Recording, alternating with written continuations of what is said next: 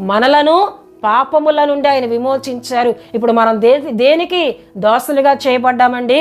నీతికి, పరిశుద్ధతకు మనం దాసులుగా చేయబడ్డాం. ఇప్పుడు మనకేమి కలుగుతుంది? నిత్యానందము. మన తలల మీద నిత్యానందం ఉంటుంది.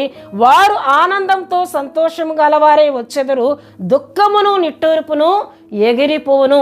ఎవరైతే విమోచింపబడతారో, ఎవరైతే విడుదల పొందుకుంటారో వారి యొక్క దుఃఖములు ఏమైపోతాయండి?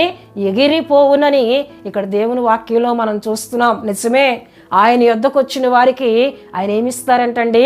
ఆనందమును కలుగు చేసే దేవుడు. మీ దుఃఖమునకు ప్రతిగా ఆనందం ఇచ్చి మీ విచారములను కొట్టివేసి సంతోషమును కలుగు చేస్తానని ఇర్మియా గ్రంథము 31:13 మనం చూస్తూ ఉంటాం. హల్లెలూయా, హల్లెలూయా. అంటే మనలోని దుఃఖమును ఎగిరిపోయేటట్లు ఎప్పుడు ఆయన చేస్తారు?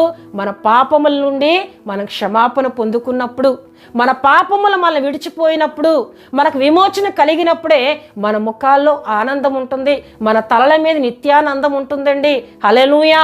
లేక ఇంకనూ పాపములు మనలోనే మనం దాచిపెట్టుకున్నామా? అపవిత్రతను మనలోనే మనం దాచిపెట్టుకున్నామా? మనకు ఆనందము దూరమైపోతుంది, సంతోషము దూరమైపోతుంది. దేవుని బిడ్డలారా, ఎవరికి ఆనందము కలుగుతుందని, ఎవరి దుఃఖం ఎగిరిపోతుందని ఇక్కడ దేవుని వాక్యం సెలవిస్తుందంటే విమోచింపబడిన వారి దుఃఖము పోతుందని, విమోచింపబడిన వారికి ఆనందము కలుగుతుందని దేవునికి వాక్యంలో మనం చూస్తూ ఉన్నాం. హల్లెలూయా, హల్లెలూయా.